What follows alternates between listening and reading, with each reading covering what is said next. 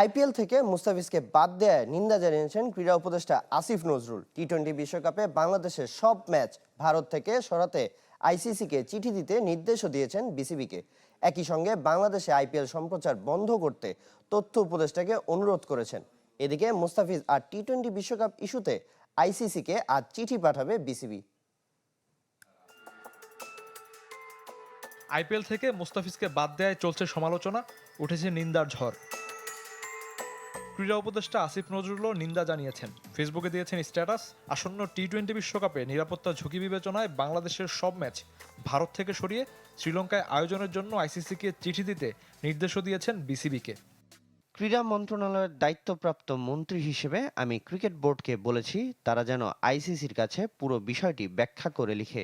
Board যেন জানিয়ে দেয় যে যেখানে বাংলাদেশের একজন ক্রিকেটার চুক্তিবদ্ধ হওয়া সত্ত্বেও ভারতে খেলতে পারেন না, সেখানে বাংলাদেশের গোটা ক্রিকেট টিম বিশ্বকাপ খেলতে যাওয়া নিরাপদ মনে করতে পারে না।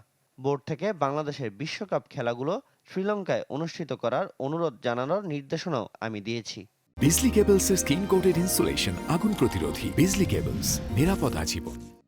এরই মধ্যে বাংলাদেশে আইপিএল সম্প্রচারের বিরুদ্ধে ডাক উঠেছে। ক্রীড়া উপদেষ্টাও এর পক্ষে। বাংলাদেশে ভারতীয় ফ্র্যাঞ্চাইজি লিগটির সম্প্রচার বন্ধ করতে অনুরোধ জানিয়েছেন তথ্য উপদেষ্টাকে। আমি তথ্য ও সম্প্রচার মন্ত্রীকে অনুরোধ করেছি বাংলাদেশে আইপিএল খেলার সম্প্রচারও যেন বন্ধ করে দেওয়া হয়। আমরা কোনো অবস্থাতেই বাংলাদেশের ক্রিকেটার ও বাংলাদেশের অবমাননা মেনে নেব না। গোলামির দিন শেষ। একই বিষয় নিয়ে ফেসবুকে সরব সংস্কৃতি উপদেষ্টা।